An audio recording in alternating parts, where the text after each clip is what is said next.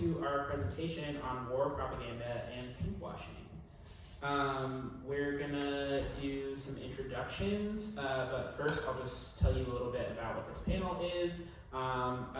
We wanted to do this panel to address a tendency that not only shows up at TC Pride every year, but something that is plaguing the broader LGBTQ liberation movement, where certain people use gay rights issues as a shield to justify war and genocide. Obviously, we are leftists, and leftism starts at anti-capitalism and therefore anti-imperialism. And so there's no scenario in which queer people should be capping for war crimes, in our opinion.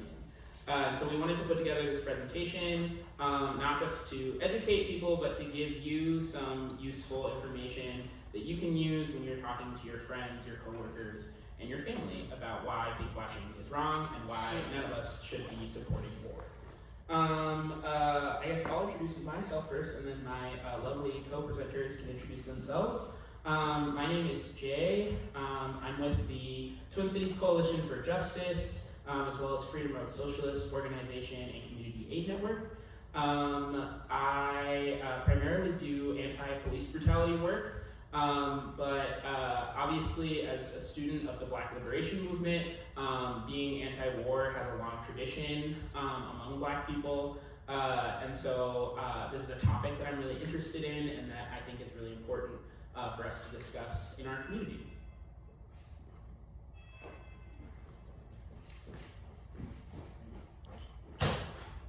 Hi, my name is Ben. I'm with the Anti-War Committee. We do this presentation with Taking Back Pride because, you know, there's so much intersectionality between queer rights and like anti-war. And I just think it's important to kind of spread awareness about the topic. And there's so much going on right now with American imperialism and like stuff going on with Iran, so we really wanted to shed some light on that. Hi, I'm Grace. I use they, she pronouns, and I'm with the Anti-War Committee as well. I am really passionate about this topic, especially as when I first sort of figured out I was gay was also when I was waking up to the realities of U.S. imperialism and the horrible things that the U.S. does around the world and its proxies. So I think it's a really important topic, and gay people should not be being killed for empire. Yeah, and just before we get to the actual presentation, I did forget to tell you about TBP. So Taking Back Pride, if you don't know already, is a coalition of different groups that actually organize around lots of issues all the rest of the year. But during Pride season, many of us are queer and want to not only offer people an alternative to capitalist and whitewash Pride events, but to bring back the radical politics that belong in Pride and that should have stayed in our movement, and educate people in our community about our history as activists in queer communities, and to bring that more into the forefront again. So yeah, we're gonna get started with our presentation.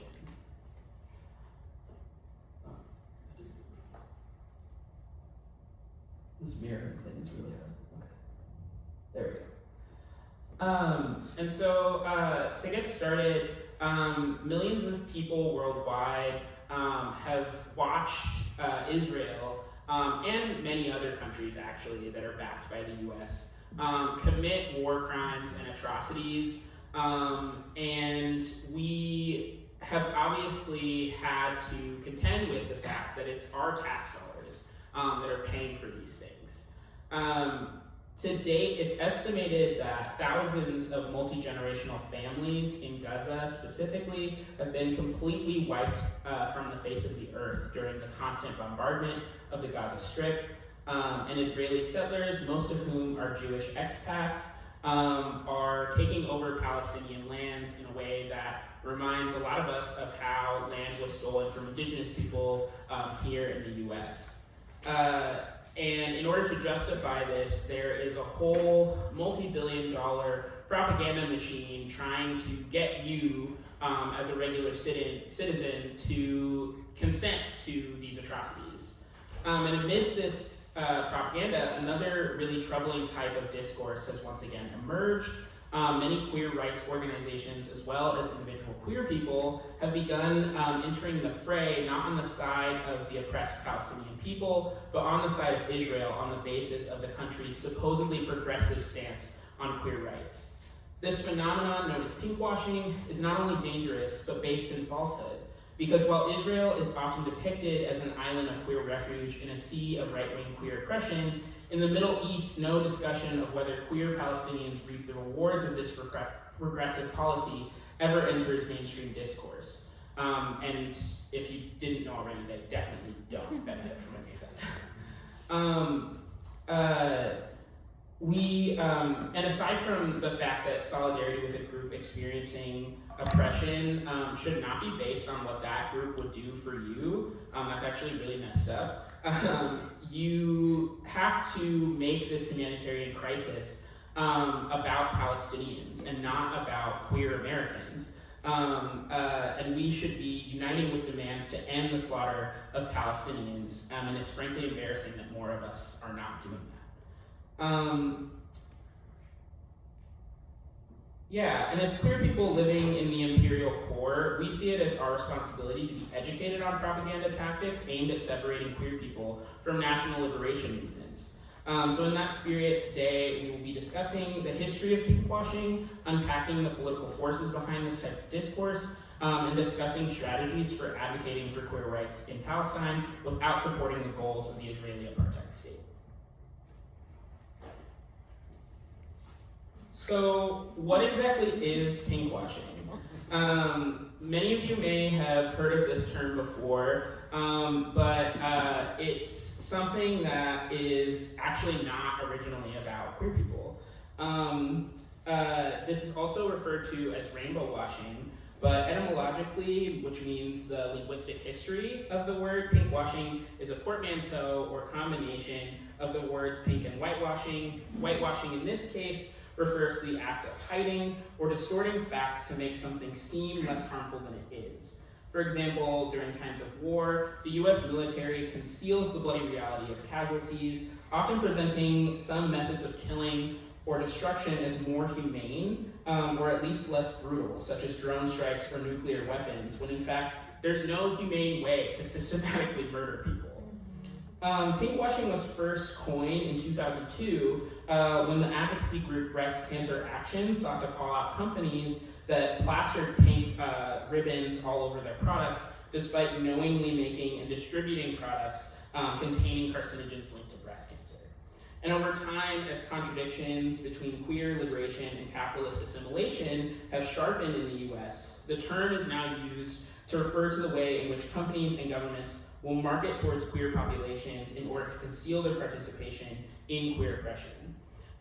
Some people might have also heard this term used to talk about how feminist issues are used this way as well. As an example, many large corporations that are sponsors of TC Pride here in our city, for example, Target, rip in peace. But Wells Fargo and bizarrely Lockheed Martin, which was one of the sponsors a couple years ago, create rainbow logos or merch during Pride, despite being guilty of wage theft, environmental racism, and aiding and abetting war and genocide respectively. In another example, TC Pride is also sponsored by Delta this year, and many years previously, which is a company that was one of Trump's largest campaign donors. So while we understand that things cost money, it's the height of hypocrisy to champion queer rights with a parade funded by our literal oppressors. So another argument that is really common and used to pinkwash Israel's crimes against Palestinians is, well, aren't all Palestinians / Muslim people homophobic? The obvious answer to that, and I would hope everyone in this room knows, is no. But even if that were true, it still doesn't justify dropping 2,000-pound bombs on children and families. There's no amount of bigotry that justifies that kind of crime. And if we're being honest with ourselves, living in the United States, saying that, then we should drop bombs on ourselves because we have some of the worst, most repressive anti-queer policies in the world. And this also may shock you, but there are queer people in every society, no matter how progressive or conservative it is. And aside from the fact that it's, again, deeply problematic to base one's solidarity for an oppressed group off of whether they would have solidarity with you, Israel's assertion that it's a haven for queer people is also a carefully constructed lie. Both Israel and the United States work closely to not only undermine actual queer rights struggles, but to fool queer people into siding against their own liberation.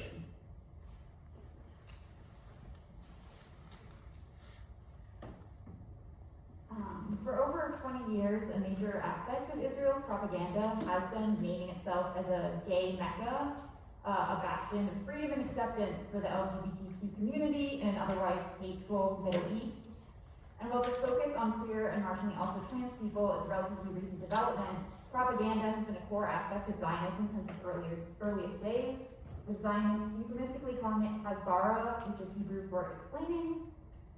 In the paper, Nation Branding, the cities of Tel Aviv and Jerusalem in Israeli soft power, writers Ruth Crilly and Ilan Menor argue that Israel's international image rests on two primary pillars. The first is the idea that Israel is the only democracy in the Middle East, and the second is the image of Israel as a startup nation. We're going to start on point number 2, which is that Israel is a startup nation, which to me just means colony. And it's that's a really weird way to rephrase settler colony. And a global hub of innovation. With a decades-long bad reputation the world over, which has only gotten worse globally since the beginning of the genocide, or the beginning of the ramped-up genocide, who would want to invest in Israeli technology?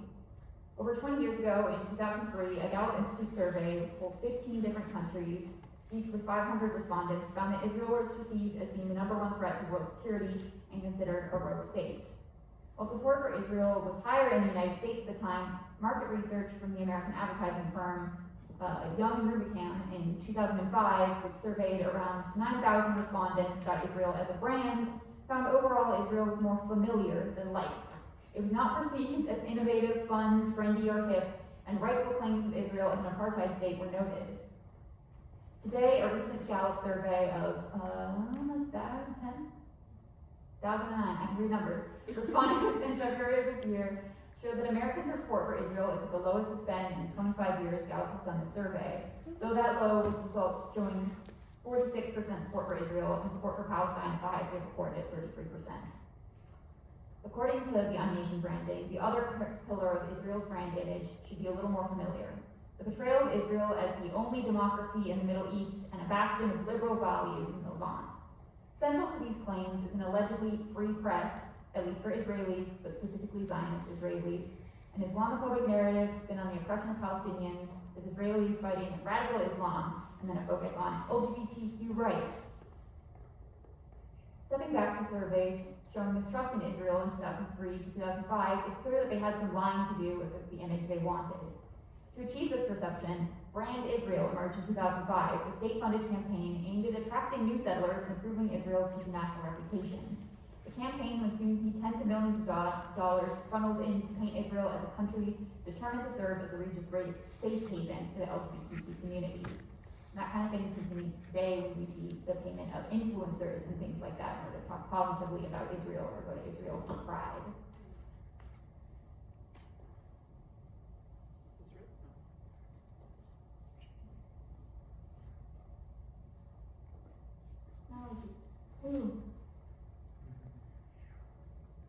But if we want to be honest, we have to think about what time and occupied people have to focus on any issue other than fighting their violent occupation. Queer Palestinians are not able to identify or work on internal contradictions within their society when they're constantly being either attacked or weaponized by Israel and the US, turned against their own community members, used as pawns to paint Israel as the one trying to protect them while they systematically try and destroy their people. Navigating through checkpoints stationed frequently enough that traveling a mile is long and difficult at best, and the chances of coming face to face with a trigger-happy Zionist at worst, What would I care about the right to marriage when there's a very real possibility that I or a loved one won't make it home?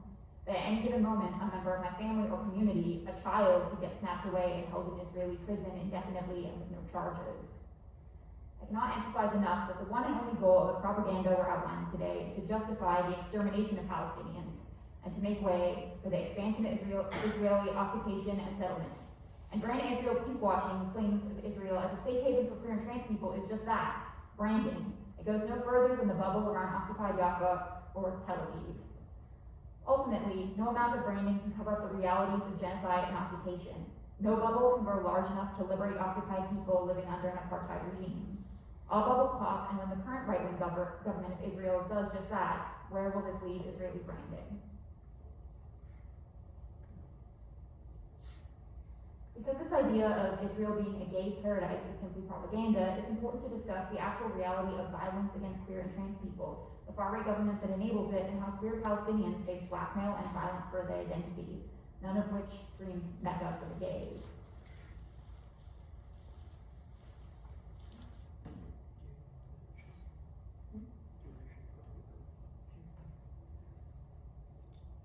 Yeah, so as an example of what this can look like, we have this really disgusting video that was on a lot of channels across Israel, sort of as the protests, particularly at American universities, were beginning after October 7th.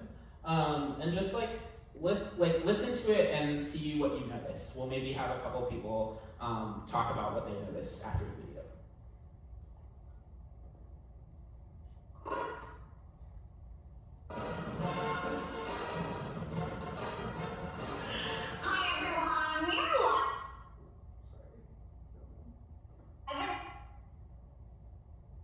YouTube with Colombian anti-Semitic news where everyone is welcome. LGBTQH. H.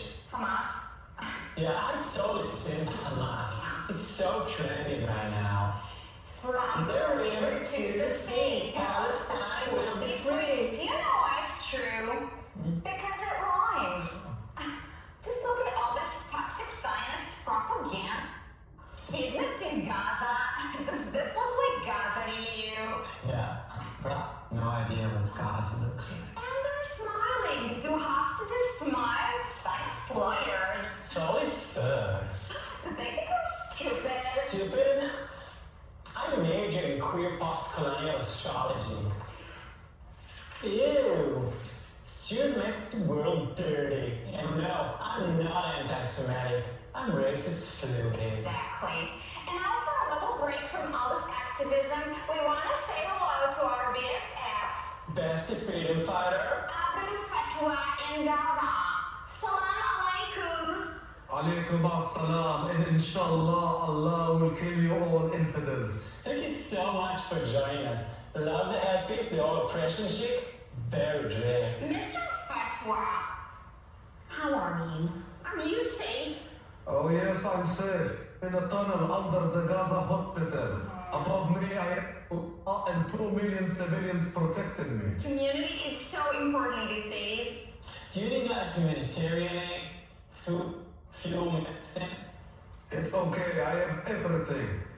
I'm only hungry for rockets. As long as it's organic. I wish I just could be there with you. You can come to Gaza anytime, and we will throw you from the roof, you homosexual dirt. Do you hear? Bro, wanna throw me a rooftop party. You're so welcoming and inclusive. So, shukran. And you are also very welcome to come here to America. We will come. First we finish with Israel, and America is next. Great. So, I guess we'll see you soon. Yes, it will be a blast. Can't wait, it will be so multicultural. Ya Allah, you are so stupid. Thank you so much, Abu. We love you. I won't even bother killing you. It's a waste of bullets. Good vibes only. It's better you just kill yourself. Okay, bye. Die. From the river to the sea, Palestine will be just free. Yeah, that sounds better. It is better. Oh, that was disgusting. Right. What are some of the things that you all noticed during that video? can shout it out. It's okay. Don't be scared. The Gen Z lingo, like trying to be hip. Yeah. I mean, it's just a shit ton of straw man caricatures of what they consider liberals. They don't even know what the left is. Mm-hmm. The homophobia, the transphobia, the racism. Yeah. A fun little intersection of like homophobia and transphobia plus Islamophobia, right? Like, triple threat. Anything else that stood out to you? What about how these people are characterizing the demands of like mostly young student activists? Oh yeah, I mean, they're not being honest about their demands. They tend to be facile. Mm-hmm. Anything else? It's infantilization Mm-hmm. of the entire situation. Yeah. Like, you don't know what you're talking about, or it's even come from. Yeah. Yeah. I think one of the main things that this video makes me think of is that, well, one, like, conservatives are just incapable of being funny. Yeah. Like, none of that was even, like, they're not even good roasts is the thing, Like, there are actually plenty of things that you really could, like, roast queer people for, and none of them are in that video. And so it's, like, it's not even good comedy, one. But two, like, it's this completely, like, unimaginative caricature of things that they know no one is saying. Like from the river to the sea, Palestine will be Jews free.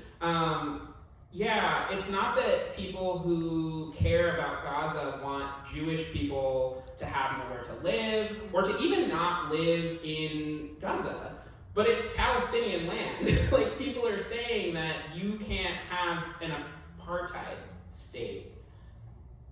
That's not the same as saying kill all Jewish people, just so we're clear. Alright, we're gonna move on to the next slide. It's also, from the video, some strange to me that you claim to be sort of advocating for a community that you're also mocking at the same time. You're making jokes about the, LGBTQH, all that. But you're like, but we love gay people. They're the ones who hate you. We're also just making a ton of fun of you. Anti-LGBTQ violence is endemic to Israeli society, and Israel isn't this like paradise for gay people. There is Yishai Schlissel, who stabbed marchers during the Jerusalem Gay Pride Parade in 2005, and then 3 weeks after his release from prison, stabbed 16-year-old Shira Bankai to death and wounded 5 other people at the 2015 Jerusalem Gay Pride Parade. So it's not like Israel is the society free of violence towards gay people that they sort of paint themselves to be.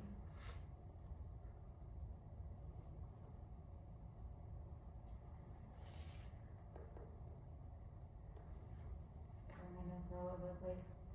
As far as LGBTQ rights for Israelis themselves, marriage is controlled by religious courts, most notably Orthodox-dominated rabbinical courts, and no same-sex marriages can be performed, and there's no option for civil marriage. Interfaith marriages also can't be performed, thus barring Jews and Palestinians from marrying in most cases. And according to the Pew Research Center, 56% of Israelis oppose same-sex marriage, and only 16% strongly favor it. 20% are somewhat in favor. I'm not gonna say slay. I can't pull that off. You know Skylar with that. Yeah, I can see. I can feel. There's also barriers to trans health care. All gender-affirming surgical care requires an assessment by the Committee for Sex Reassignment, based out of Shiva Medical Center in Tel Shomar, as organized by the Health Ministry. The closed committee holds the right to determine if you are allowed to seek gender-affirming medical care based on unknown criteria, and all gender-affirming surgical care is performed by a single doctor under the committee's approval. Well, previously, police and security officers' bodily search policy was to ask trans people their preference of being searched by a man or woman police officer. As of May 2024, officers will perform searches based on genitalia. So even for Israelis under this apartheid thing, it is not this gay mecca, gay haven. I also want to point out that, in contrast, actually, Do you want to know where the largest center for trans people to access gender affirming care is in the Middle East? It's Iran. Yeah. And so it's like this idea that Muslim states or territories are inherently hostile to queer people is based on absolutely nothing. Yes, Iran does currently have a conservative regime in power. And yes, like that regime has committed, things against their population that we don't condone. But they're also in the only government in the region meaningfully fighting back against US imperialism. And so it's not our job really to criticize the internal contradictions of that country that can only be solved once they're no longer under the boot of US imperialism. It's awfully hard to, become less queerphobic if you're bombed to smithereens. As you said earlier, we have a conservative government here, Yeah. so if that is licensed to bomb and destabilize the government, then I guess someone's got to come after us. Yeah,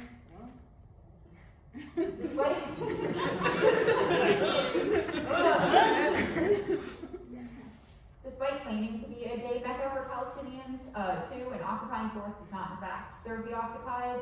His documented history of blackmailing queer Palestinians and forcing them to inform Israel on activities and membership of resistance groups, turning them against their family members, and sort of pitting this, but like we're the only ones that can protect you, also while we're, attacking your communities and stealing your land. So, is Israel the only democracy in the Middle East? Israel controls drinking water distribution in the West Bank and Gaza since 1967, developed its own water distribution system for illegal Israeli settlements in the West Bank. The West Bank is governed by the Israeli Civil Administration of the Ministry of Defense. It is a military occupation, and while the genocide in Gaza has been ramping up, there's been rampant attacks in the West Bank as well, but have also been, I'd say, largely overlooked by a lot of US media. Despite being controlled by the Israeli state and military, Israel has allowed no elections in the West Bank or Gaza Strip for Palestinian Authority offices since 2006, and Palestinians there do not have the right to vote in Israeli elections. Did Gazans get to vote if they were okay with being genocided? Did they get to vote if they were okay with having their country stolen? It can't be a democracy if it's only a democracy for the settler colony.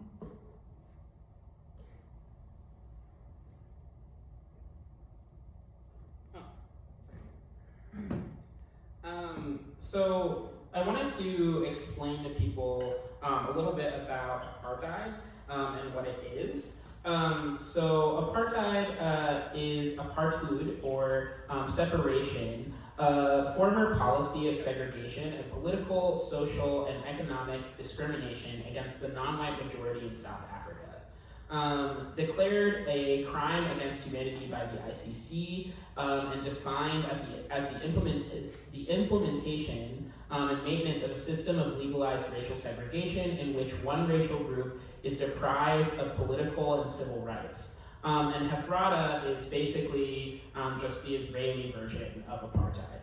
And it's important to understand that much like the United States, Israel cannot claim, like Grace said, to be a democracy while practicing apartheid and segregation, which are fundamentally about disenfranchising populations considered undesirable by the majority in power.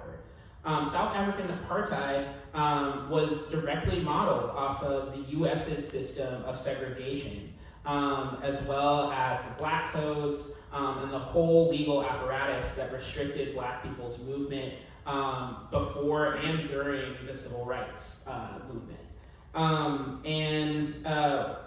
It's no accident that South Africa, one of the only countries to actually destroy their apartheid system, were the first to bring a case against Israel to the ICC. And like I said, Hafrada is simply apartheid that is specific to the Israeli state. It has the same function as any other apartheid or segregationist system, to exert control over the subjugated population.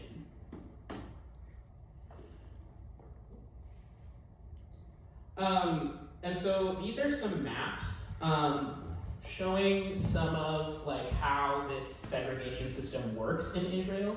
So this first one is about the segregated road system. Essentially, Palestinians who want to go anywhere in Gaza or the West Bank if they have a permit to go there, they have to travel along designated roads. At various points on these roads are checkpoints where they have to show documentation. They can essentially be denied entry past these checkpoints for any reason that the Israeli military decides. The next slide is kind of about some more of the like landscape architecture that enforces the separation. It's kind of hard to see, but in addition to like the checkpoints, there are also roadblocks, trenches that keep people from being able to get around these checkpoints and barriers, and sort of also like landscaping choices that are made so that it's very difficult to get around these barriers to travel. And then the last picture is talking about apartheid policies that only affect Palestinians. So 93% of permits are issued for Jewish and Israeli construction across eastern and western Jerusalem, which leaves 7% for Palestinians who want to build anything. There's also 87% of the land is zoned to forbid Palestinian construction, and 93% of their city budget is allocated to Jewish Israeli taxpayers, while 7% is allocated to Palestinian taxpayers. And just to be clear, this means everyone is paying the same amount of taxes. It's just Palestinians are getting less representation and less services under that system. You know, Benjamin Netanyahu said it himself. Jerusalem was only ever the capital of the Jewish people, not of any other people. And so this is justification used for disenfranchisement of Palestinian people on their own land.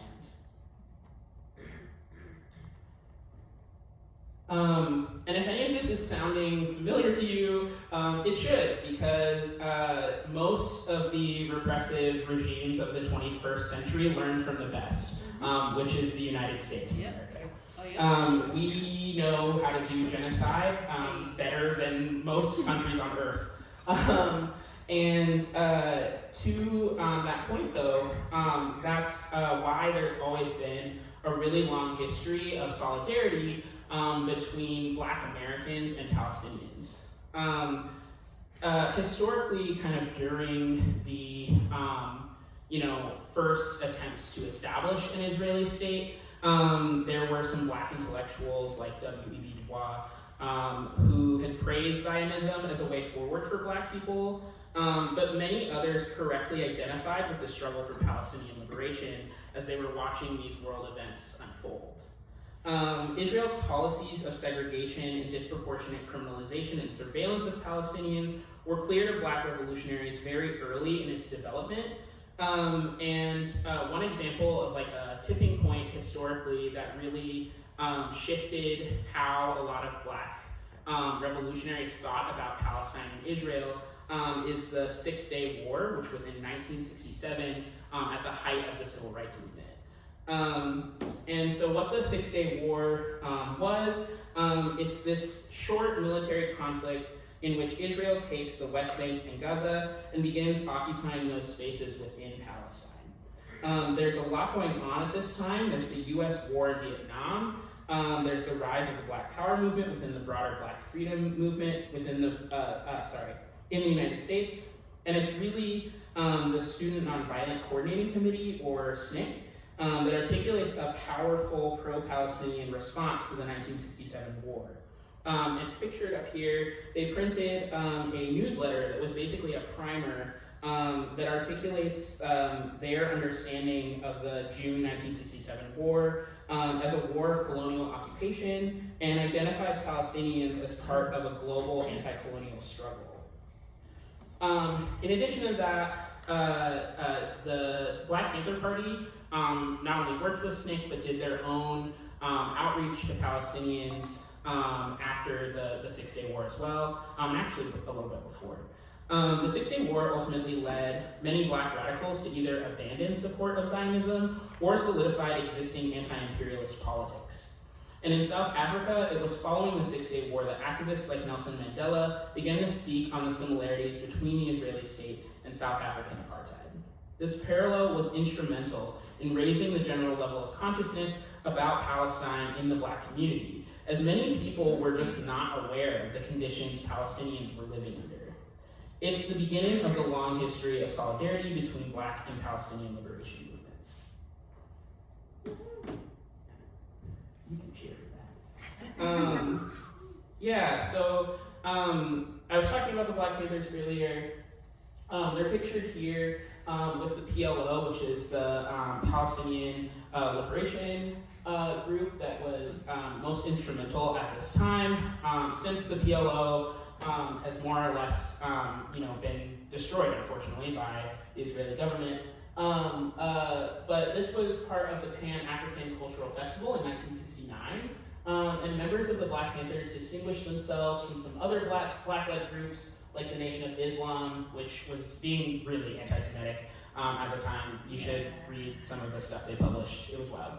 But the Black Panthers pointed out the fact that Palestinians were being denied self-determinative power on their own land, and that any state that had to align itself with Western imperial powers to exist could never be liberatory for anyone, let alone Jews.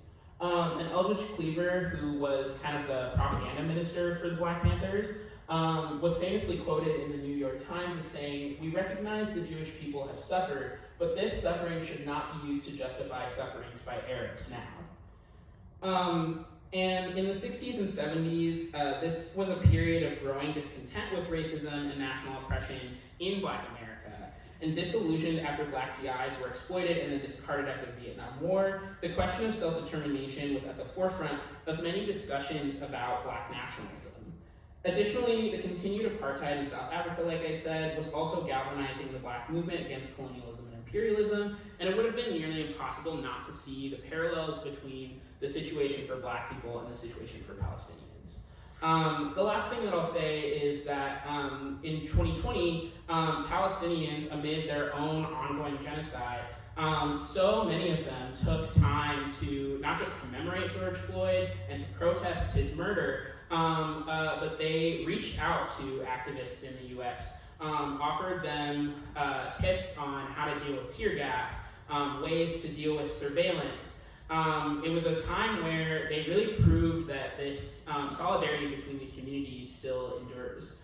And it's only right that Black revolutionaries continue to return that solidarity by refusing to manufacture consent for genocide.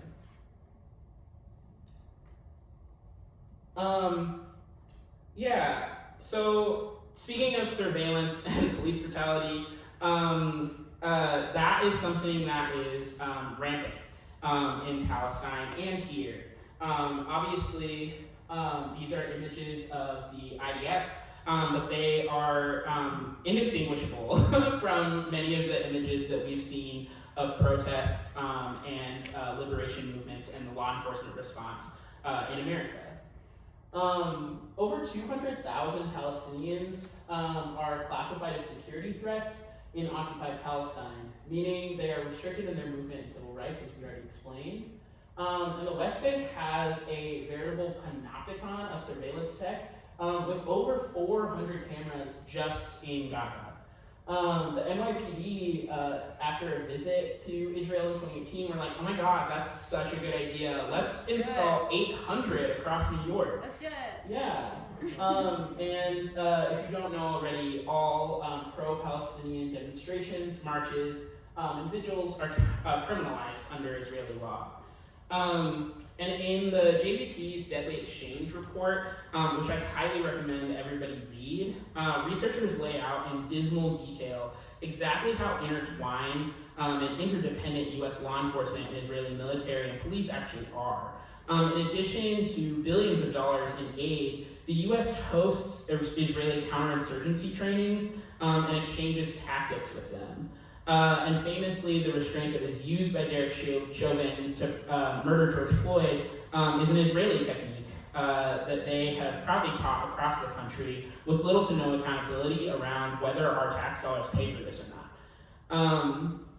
Additionally, surveillance technology and weapons like LRADs, which are long-range acoustic devices, and skunk, which is like this horrible smelling chemical goo that they'll spray on you for identification purposes and to make you nauseous.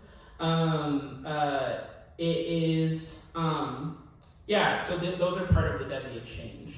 And as outlined in JVP's report, in Baltimore, a camera network for the City Watch program is actually operated by an Israeli company. Nice Systems, an Israeli company, Verint, also have contracts with the LAPD. Celebrite, which is an Israeli company specialized in technology to collect data from cell phones, has contracts with the police department and law enforcement agencies in at least 20 states. We have to say at least because, again, there's no rules that make our law enforcement agencies disclose any of this. Israeli counterterrorism trainings for U.S. law enforcement officers were popular after 9/11 through delegations, conferences, and the establishment of an NYPD branch near Tel Aviv. But exchanges between U.S. and Israeli law enforcement predate the war on terror and have long been multi-directional. And in the late 1990s, Israeli Police Commissioner Yehuda Vilek imported NYPD's CompStat technology, which was surveillance, and they also implemented a lot of their community policing initiatives. And Vilek was so impressed with the NYPD, calling them the best there is, and praised CompStat for, quote, helping to lower crime rates. And other top-ranking officials in the Israeli police endorsed community policing and declared the right to be free of crime as the first civil right, which I just always think is really funny. Like the first one invented, or the first one, what kind of first? It's okay. I agree, like, what is that, what are you talking about? Palestine is also considered a living laboratory in which Palestinians serve as test subjects for the most brutal tactics used to control a population. Those tactics are then used by law enforcement in the US, particularly to brutalize Black and brown people and attack our movements. Our own Bob Kroll, may he rest in peace, after attending a training described it as life-changing. Like working with the IOF was life-changing to that man. Shocked. Even without our taxes footing the bill, organizations like AIPAC, the ADL, and JINSA spend billions to sponsor these trainings. And aside from seeing the necessity of Black people having political power over police, the cooperation between our law enforcement and Israel's is a big reason organizations like the National Alliance Against Racist and Political Repression, and locally, TCC4J, organize around the country for community control, not community policing.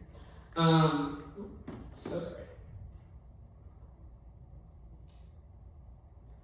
We lost her. We forgot to cherish her. Okay. And originally initiated during Reconstruction and revived by the Black Panthers in the late 60s, community control is an opportunity for us to directly disrupt the deadly exchange by outlawing this type of collaboration with the foreign military and forcing law enforcement to actually disclose where they're getting this money from and what it's being used on. Currently, we in Minneapolis, for example, have no way of knowing how much the police department spends on warrior trainings, on these conferences. They really don't have to tell us that at all. I also want to mention that in America, our law enforcement gets a lot of its weaponry from the military directly through agreements where they can get unused or just sort of like outdated equipment. And our taxes pay for that. I think that for a lot of people, they can't necessarily see the connection between police brutality and this war, but the connection to me is really clear. If our military is waging war and making money for companies by killing brown people abroad, that is something that is inevitably going to come back home. Mm-hmm. There's a reason why we call Palestine a lab. These are technologies that are being tested to be used on you, to repress your political organizing, to stop you from your self-advocacy. And so there's no context in which American police need extra lessons in brutality from war criminals.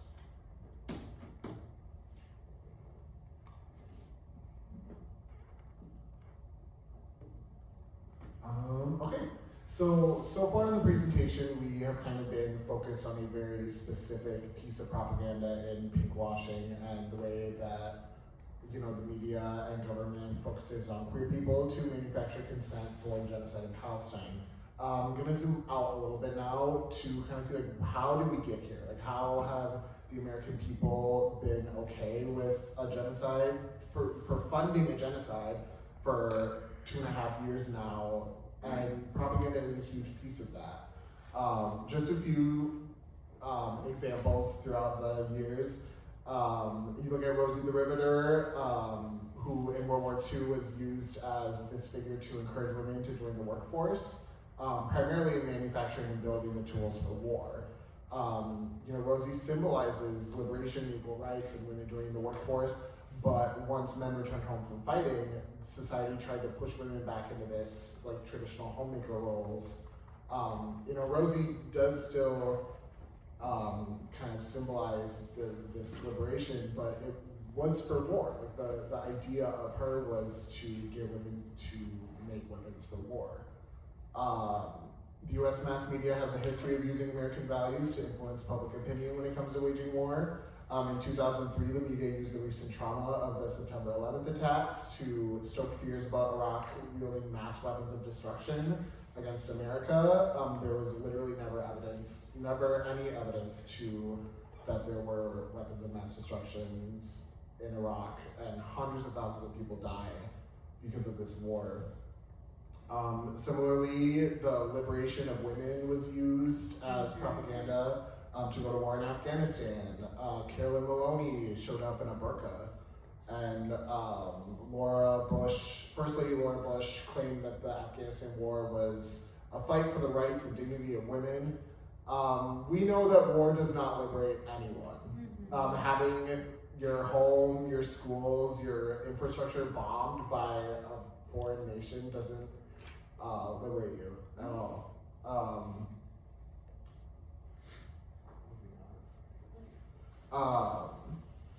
So if we're having a conversation about war propaganda, we have to explore the idea of manufacturing consent. The term manufacturing consent was first coined by journalist Walter Lippmann in 1922 in his work Public Opinion. It refers to the government's manipulation of information to engineer public opinion to match the policies and agenda of those in power. Lippmann said that the average citizen is overwhelmed by a complex world and cannot be a reliable source of crafting drastic policies like war. So it's this whole idea that a specialized class of experts who can interpret events and guide public feeling using necessary illusions, which these days means the mass media. This framework shifts away from informed public opinion. Instead, the mass media can manage the way that the public sees events, and so people in power can effectively govern. And this kind of framework is seen everywhere. Edward Bernays turned this theory into practice. He first did it with products, with advertisements, the first one being Lucky Strike cigarettes.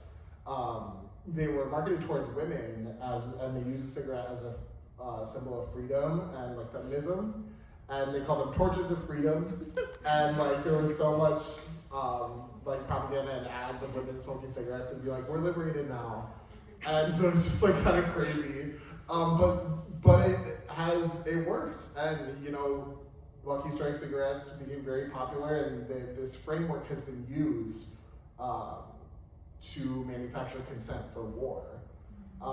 If you look at the recent Iran war, Trump is going like crazy on social media with AI, but it's very intentional. He posts clips to social media. Well, his team does. He probably doesn't know how to post things. Yeah. But he posts clips to social media that combines American music, sports clips, video games with clips of war footage to promote his crimes in Iran. So like, I don't know if you can see the one down there where like baseball pitches and then bombs exploding, which is so insane to like use this idea that baseball is cool and so sport. I don't know. But it follows the framework. It follows the framework by evoking these feelings of patriotism, you know, by including facets of American culture alongside images of military dominance. There's this idea that military dominance is American culture. And I mean, it kind of is. At the same time, it diminishes the very real consequences of war and the lives that are lost and destroyed in America's pursuit of imperialism. There are no posts on Truth Social about the Manab bombing, or the all-girls school in Manab bombing, or, you know, Tehran being filled with black smoke from when they were like bombing oil infrastructure. And also this propaganda ignores the reality of America's position in the war. Spoiler, it's not dominant. America is like flailing in this war in Iran. You know, there is no, all of this is to distract from the fact that the goals that Trump was going for they're failing. He's failing these goals. Right. But the media does help Trump with the messaging as well. In Western media sources, when America carries out military actions, they are words like self-defense, retaliation, deterrence are used, as well as these ideas of protecting freedom and stability. The February 28th strikes in Tehran were reported as a bold daytime attack and the toppling down of foreign leaders. So there's this whole idea that America is viewed as the good guy, you know, who is bringing the peace and stability to the Middle East when literally all we're doing is murdering people. We're murdering people and we're destroying their homes. And the media, when countries like Iran or Venezuela respond to military actions, they are escalations, provocations, a threat to regional security. So there's, the verbiage is very intentional as well to paint different stories for the different sides.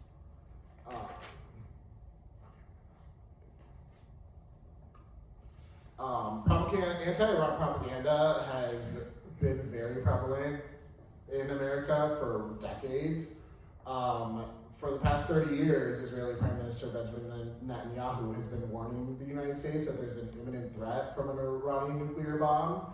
For like literally the past 30 years, he's been like, oh, it's weeks away, like we're days away, like they're gonna bomb us tomorrow. And that's been for 30 years. And also just this image of him like holding a cartoon bomb to be like, we're gonna die. But it worked. He was, this idea that Iran is gonna bring a nuclear bomb to America has really shaped policies in the way that America interacts with Iran. And American politicians have echoed this sentiment for decades. Trump repeated the same unfounded claim that Iran was going to bring a nuclear bomb to America in the lead up to the bombing of Tehran on February 28th. So leading up to the war in Iran, just to get a little more context, in 2015, Iran signed the Joint Comprehensive Plan of Action, which limited their ability to enrich uranium, but also ended the crippling economic sanctions that had been imposed by America for decades. Donald Trump withdrew from the agreement in 2018 and immediately reinstated the sanctions, which directly led to the economic crisis in Iran that culminated in the protests in December 2025 and January 26. American media heavily covered the protests in Iran, conveniently leaving out that the sanctions imposed by the United States had a part in the economic crisis. On January 13th, Trump told Iranians that help was on the way, and on February 28th, US and Israeli military forces carried out decapitation strikes in Tehran to kill Supreme Leader Ali Khamenei. And this is just another example of the United States using this same argument that we're bringing democracy to the Middle East. You know, we're saving the civilians or whatever, and time again, it's been proved that all we do is destroy countries. There has never been democracy from war that the U.S. wages. And also you have to talk about the hypocrisy. In January, as Trump and Fox News specifically is covering the Iran protests, he's unleashing federal agents on historically blue states like Illinois, California, and of course Minnesota. We all know what happened here in January. As Renee Good and Alex Preddy are murdered as they're protesting ICE presence in the city. Thousands of people are kidnapped from their streets, jobs, and homes. And the propaganda machine is continuing to say that Iran needs saving from their regime. But the war machine has no interest in liberating people or bringing democracy to the world. It's only interested in profit and control. Talking more about the way that news coverage shapes the way that American citizens view the war. News coverage of the bombing of the girls' elementary school in Manab oftentimes uses these qualifiers that the school was adjacent or near a military base, which kind of implies that the intended target must have been the base and not the school. So, well, like it's the school's fault for being there. Completely ignores America's responsibility for the murder of 170 people at the school, most of them young schoolgirls. When questioned about the bombing of the school, Trump and Pete Hegseth both avoided the topic. They blamed Iran for the strike. That said that America would never bomb a school, but like, don't worry, we're investigating it. And there's evidence that the bomb was definitely a US Tomahawk missile, and it was likely deployed based on AI information. All of this is not being heavily covered by US news because then we would know the truth.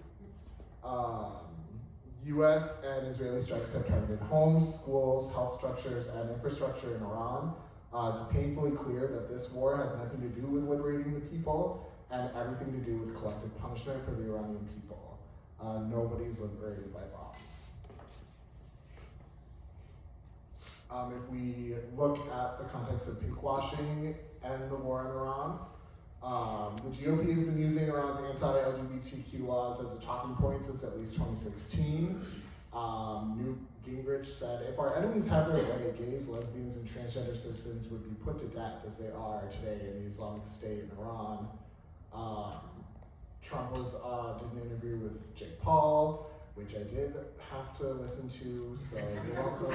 Thank you for your Thank service. you. That's all I really wanted. It was terrible. But Trump says we support gays. They throw gays off buildings, which must be a common phrase because it was just in the video that we showed too. Yeah. So apparently, gays getting thrown off buildings is like a big thing.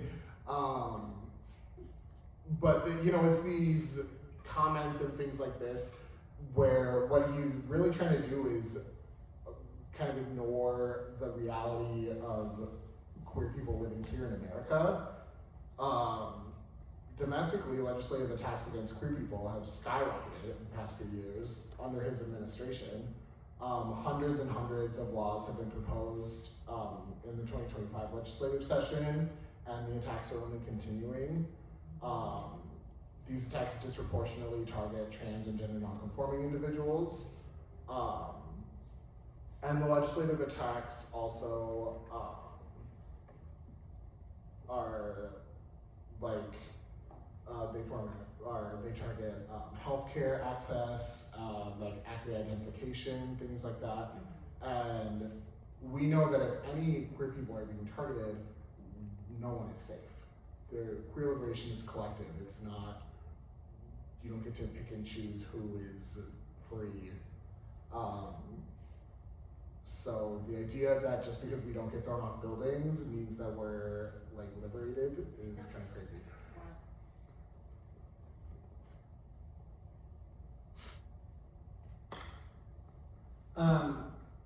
To that point, a society under siege can't develop, like we said before. If your main day-to-day is filled with avoiding military checkpoints and trying not to get murdered by settlers who are trying to steal your house, you're not going to have a lot of time to think about, talking to your community about queer liberation.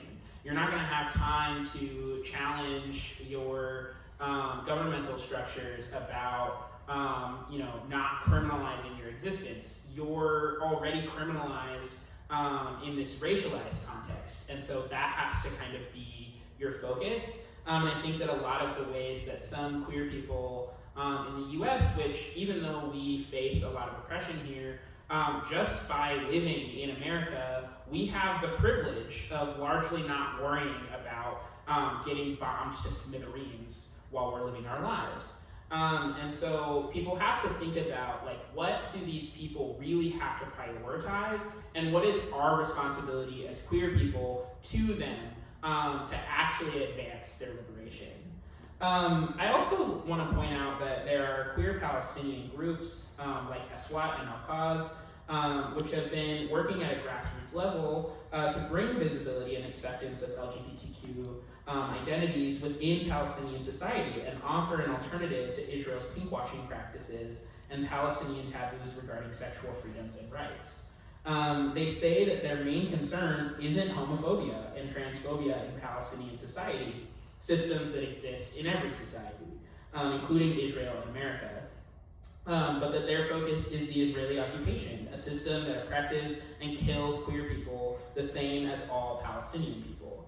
I also just wanted to draw your attention to a couple of things, like the Queering the Map project is a really incredible project that documents queer Palestinian experiences. And it's really about, like, queer people oftentimes sending, like, a final message to their families and friends as they're victims of a genocide. One of these reads, "I'm trans and I'm Palestinian. I will not choose between my country and my queerness, and I will not let colonizers erase one half of me so the other can be free. Allah's love is for all." And so, again, it's complicating this ridiculous narrative that queer Palestinians aren't already fighting for their liberation as queer people and as Palestinians, and that those are somehow diametrically opposed. It's just not true. There was also, like, a group of queer people from America early after October 7th that went to Gaza to give aid to people who were displaced during the genocide. And they filmed their entire experience, and they were like, these people welcomed us into their community because we told them we were here to help them deal with the aftermath of what was done to them. They didn't care that we were trans. They didn't care that we were queer. They cared that we were there to help them.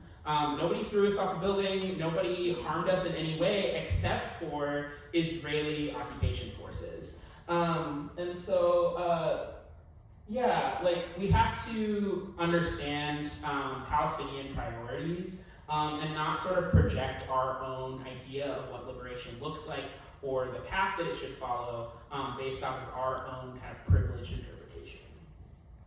Oh, also the photo is a Palestinian drag queen named Mama Ganoush, which I really like that name, who is an African Palestinian drag artist. And this photo is from her performance at Oakland's Continental Club on October 29th, 2023.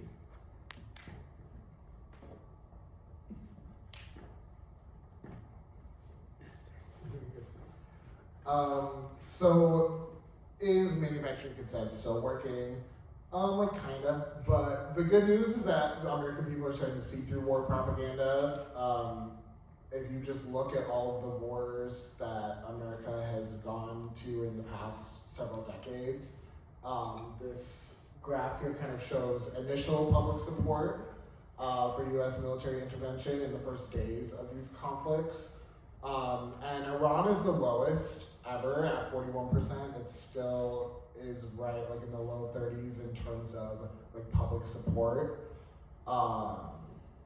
So it means that we are starting to see, like, the bullshit that the government and the media wants us to believe, that we are gonna bomb the Middle East so that people can be liberated. We understand that that's not how that works.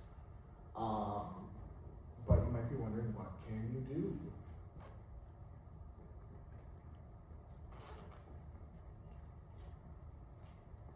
First, first of all, you could join an organization like the AWC or TCC4J or Taking Back Pride that is fighting for our communities and as gay people.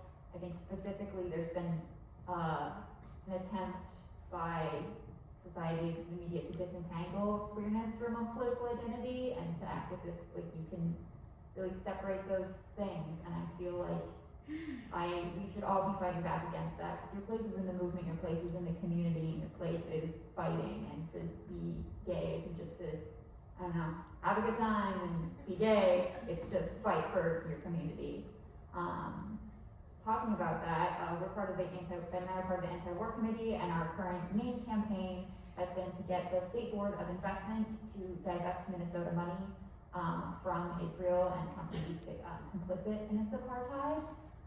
The State Board of Investment manages investments for state retirement plans and pensions, and the board is made up of the governor, the state auditor, the secretary of state, and the attorney general.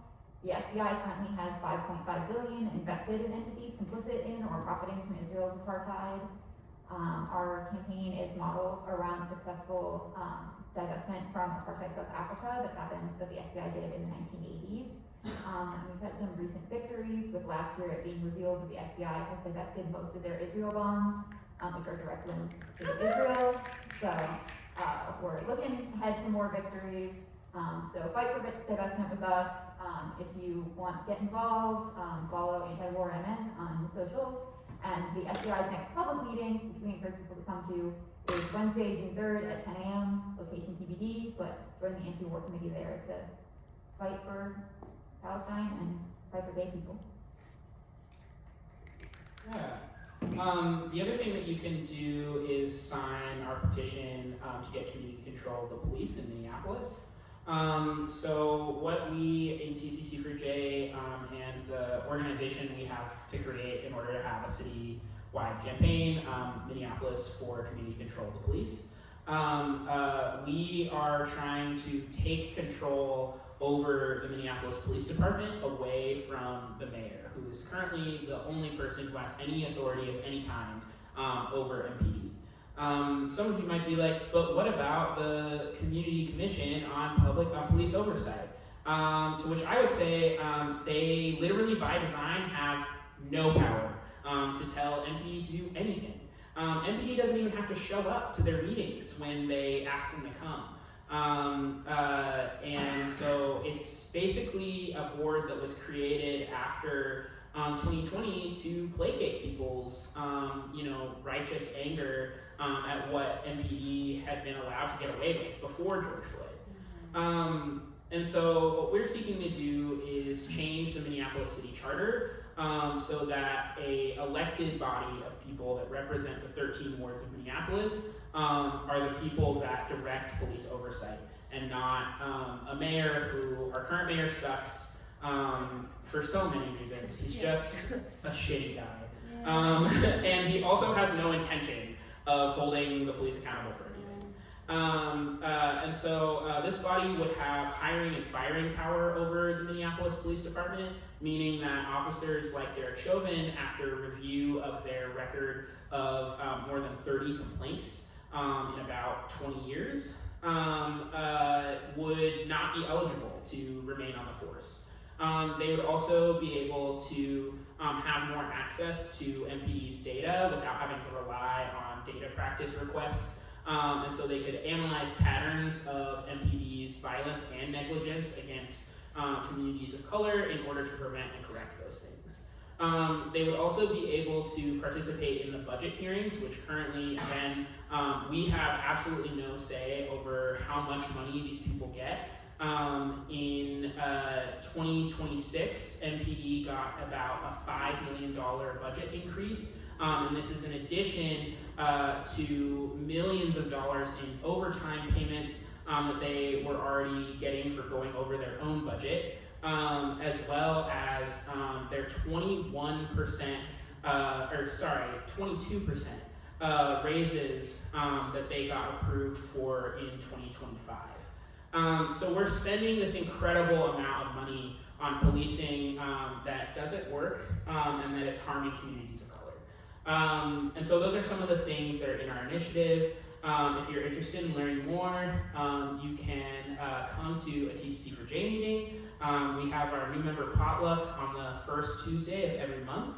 And we also are instituting for people who don't want to join TCC4J, but want to help us with our petitioning effort, can join just meetings that are about petitioning and organizing to do that, that are going to be happening on the 3rd of the month. In order to keep an eye on all of these things, you can follow our social media, which is at TCC, the number 4 and the letter J. And that's on Facebook and Instagram. We also had some suggestions to join Taking Back Pride. If you want to participate in the march, we really encourage people to bring whatever signs or kind of things that are important to you to the march, but in particular, we want people to wear their keffiyehs, bring anti-war messaging, and fight back against this attempt to normalize weapons companies participating in what was a explicitly anti-imperialist, anti-capitalist, and anti-cop event. I truly cannot emphasize enough that the current pride that we do in the mainstream has absolutely fuck all to do with what the original instigators of that riot wanted to do. And so, yeah, we need real queer liberation. Yeah. And then, if you want sources for this presentation, I'm happy to get those to you. And I'll just leave this up for the rest of the time now. Then, if people have any questions, we can take a few minutes for that before we end our event. Do you have any further reading? Do I have any further reading? Yes, actually. Last time there were books, and I don't have. Yeah. So these are all sort of more web-based sources. But I actually really did, and I didn't think I was going to. I really did like Ta-Nehisi Coates' book, The Message. Yeah. I thought it was going to be kind of establishment bullshit, but it actually wasn't. If other people have book suggestions, please go ahead. This is, I guess, kind of related in, there's a book called Hijab Butch Blues that is a kind of memoir sort of thing, which I think is just really important reading in terms of like how queer identity isn't like white and American, and how you don't have to like reject your own culture and identify with the U.S. And I thought that was really good. I got one. Yeah. Yeah, I just read Perfect Victims by Mohammed Booker. It's very good. Cuts deep in against the gaslighting and propaganda that is used to dehumanize Palestinians for resisting their own genocide. Any other questions? You don't have to be scared to ask things. There's like a group of like 20 queer people, like nobody's gonna be mad at you. All right, sure, fine. In the lead up to the 2024 election, I had a lot of fights with friends, mostly white liberals, over Palestine, because a lot of them were just saying, shut up about Palestine, we need to be strong. Mm-hmm. How do you deal with that? Like emotionally or politically? in a matter that is trying to make headway, because emotions or whatever, what matters is actually making progress. Yeah. Chipping away at them. I did not succeed. Yeah.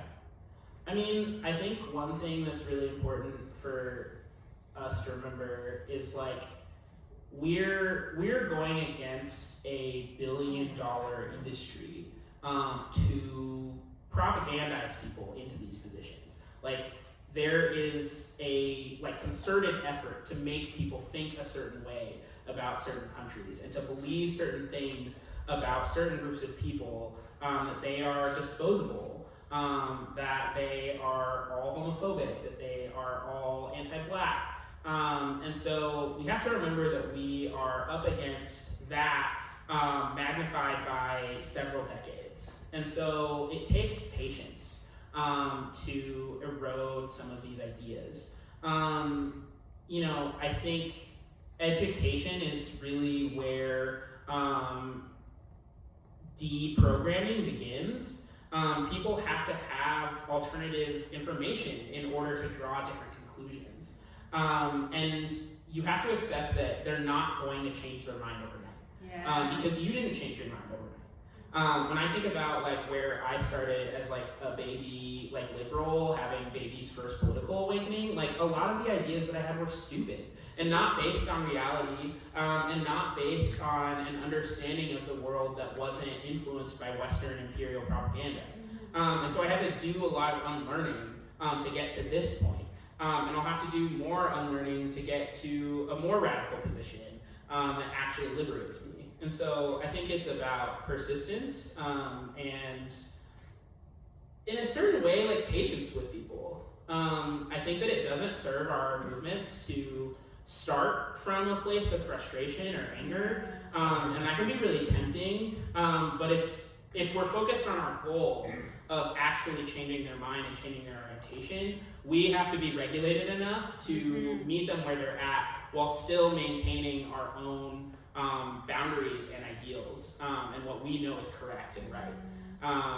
It has to, you just have to sort of be willing to work with people over the long term, I think. Can I add to that?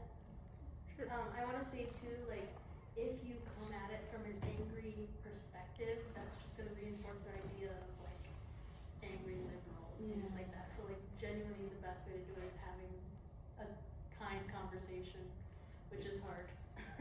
And I do want to clarify that, like, I'm talking about interpersonal relationships. I don't think that we actually need to be polite or nice to people that are, like, oppressing us. Like, people that are committed to destroying, like, black self-determinative power, people that are committed to white supremacy, I don't have to be nice to you, like, we're boxing. But for, like, people that are in your life that you actually have influence over, you do have to try, at least at first, to have a different approach, I think. I don't know if you all. Yeah, I mean, I guess also just in response to this question, there was a lot. I think word fight was a bad choice on my part because it was that's overselling the intensity of it, shall we say? Yeah. But they tend to get pretty upset. And there was a lot of attempts, especially in this last election, for people to, I guess, reduce genocide and U.S. imperialism to like an issue, to be like, oh, it's just this one issue, and it speaks again to how privileged and sheltered we are in the U.S. because it's not just this one-off thing. That people are being genocided, people are being killed with our money and our tax, our resources around the globe, not just in Palestine, and for years. And so I think helping people deconstruct that, like just asking them to think, like, is it just a small issue to you? If you're worried constantly about being bombed, about your family members, like that can never just be reduced to one thing to debate. And I feel like people see these as like theoretical exercises in the US a lot because we're so sheltered. So again, thank you so much for coming, and I hope you come to the rest of our events. It's not on the calendar yet, but we have the Decolonizing Queerness event coming up in June. So if you enjoyed this, I think you'll really like that presentation as well. That's June 20th. What? That's June 20th. Okay, yeah, it is on June 20th, 1 so p.m. mark your calendar. To be here. Thank you.